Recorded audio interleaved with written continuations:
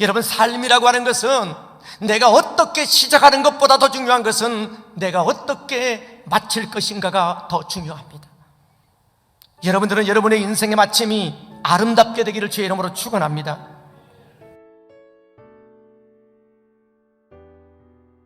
오늘 여러분이 본문의 말씀은 가룟 유다의 이야기인데, 가룟 유다가 어떤 사람이었습니까? 예수님의 12제자 가운데에서 가장 신분이 좋은 사람이라고 해도 과언이 아닙니다. 그런데 여러분, 이 가룟 유다는 나이가 몇 살인지는 모르겠지만 상당히 젊은 나이에 그 유대 땅이라고 하는 여러분 그 도시에서 저 밑에 여러분 이 갈릴리 지역에서 복음을 전하는 예수님께 찾아와서 예수님의 제자가 된 사람입니다. 그런 여러분 예수님의 신뢰를 얻어서 12명 가운데에서 동계를 맡은 그런 재정을 담당했던 사람이지요. 여러분 12제자 가운데에서 가장 출발이 좋은 사람이 가룟 유다인데, 그러나 가장 인생의 마지막을 비극적으로 끝난 사람이 또한 가룟 유다가 되고 말았어요. 여러분, 우리는 이 가룟 유다를 통해서 우리가 배워야 될 교훈이 있습니다. 첫 번째는 뭐냐 하면은 여러분, 탐심을 버려야 합니다. 우리가 요한복음 시장을 바라보게 되면은 평생 보물처럼 간직해온 향유 옥합을 예수님의 발등에 쏟아부어 자신의 머리카락을 풀어가지고 예수님의 발을 닦는 마리아가 나옵니다.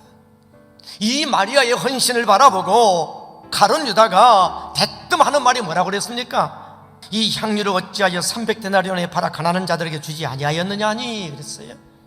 여러분, 가룟 유다의 말은 가난한 자들을 위하는 척, 자기 자신이 굉장히 의로운 척, 그렇지만 그의 속마음은 그 향유를 팔아서 적당히 자기가 그 돈을 챙기고자 하는 탐욕이 있었습니다. 여러분, 예수님은 상가 모든 탐심을 물리치라고 말씀하십니다.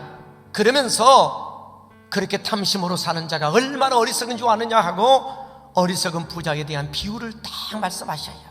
여러분, 여기 한 부자가 있었지만은 많은 수확을 했어요. 그러면 그것을 통해 하나님 앞에 감사해야 되는데 감사가 없고 이웃도 없습니다. 여러분, 예수님은 어리석은 부자의 결론을 이렇게 지었습니다. 자기를 위하여 재물을 쌓아두고 하나님께 대하여 부여하지 못한 자가 이와 같으니라. 세상 사람들은 돈을 자기를 위해서 모으지만은 우리 그리스도인들은 돈을 버는 것이 주님을 위해서 모아야 합니다. 아마 여러분, 가룟 유다는 지옥에서 비명을 지르지 않겠습니까? 돈에 빠져 살지 말라, 돈을 의지하지 말라, 돈에 소망을 두지 말라, 정말 돈이 예수님보다 더 중요하게 여기고 그거 의지하고 살게 되면 나 같은 인생 된다 외치지 않겠습니까? 두 번째, 여러분, 가룟 유다를 통해 우리가 배울 것은 생각 관리를 잘해야 된다는 것입니다. 성경은요, 생각하는 것이 바로 그 사람이다 이렇게 표현합니다. 여러분, 이상하게도 사람들은 외모 관리도 중요하게 여기며 잘하고 돈 관리도 잘하지만은 우리의 마음, 우리의 생각 관리를 잘 안 합니다. 여러분, 마음이 무너지면 우리의 삶이 무너지는 것은 순간입니다. 그래서 성경은 우리의 마음을 지키라고 말하잖아요. 잠언 여러분 4장 23절을 보세요. 모든 지킬 만한 것 중에 더욱 내 마음을 지키라. 생명의 근원이 이에서 나면. 가룟 유다는 여러분 예수님 바로 곁에서 그렇게 많은 기적과 표적을 보고 주옥 같은 설교를 많이 들었어도 예수님을 주인으로 모실 생각은 하지 아니하고 그저 예수님 팔 생각으로 가득 찼다는 거지요. 아니, 어떻게 여러분 가룟 유다가 자기 스승인 예수님 여러분 팔 생각을, 여러분 예수님을 판다는 것은요, 예수님을 죽인다는 거예요. 여러분, 생각은 바로 그 사람의 미래를 결정하고 인격을 결정합니다. 여러분, 좋은 생각, 좋은 상상을 하며 사는 자 되기를 원합니다. 여러분, 우리가 어떻게 그렇게 매 순간순간마다 어두운 생각, 부정생각을 다 버리고 긍정적이고 살리고 사는 생각을 하며 살 수 있을까? 그것은 예수님이 내 인생의 주인 되면 그렇게 살 수 있습니다. 세 번째, 여러분, 가룟 유다를 통해 우리가 배울 것은 경고를 무시하지 말아야 한다는 것입니다. 십자가 사건을 이틀 앞두고 사랑하는 제자들에게 성만찬을 행하는 거예요. 여러분, 예수님은 이 최후의 만찬에서 가룟 유다에게 무려 5번이나 경고를 했습니다. 여러분, 경고했다는 것은 회개할 기회를 줬다는 거지요. 여러분, 가룟 유다는 5번에 걸친 예수님의 경고를 완전히 외면해버리고 말았습니다. 그만큼 여러분, 가룟 유다는 자신의 위선적인 것을 완벽하게 했다는 것입니다.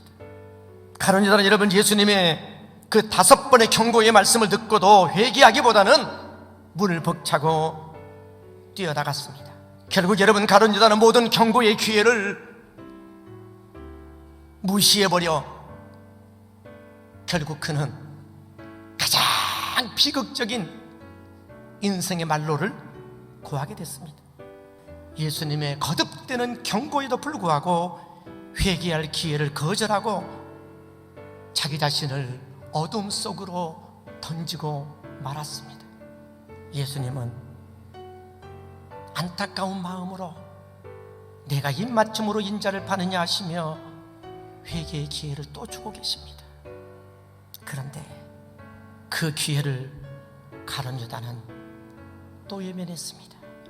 하나님은 지금도 저와 여러분에게 회개할 기회를 주시는 분입니다.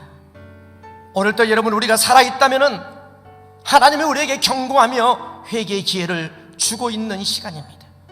우리는 실수하고 넘어지고 또 넘어질 수 있습니다.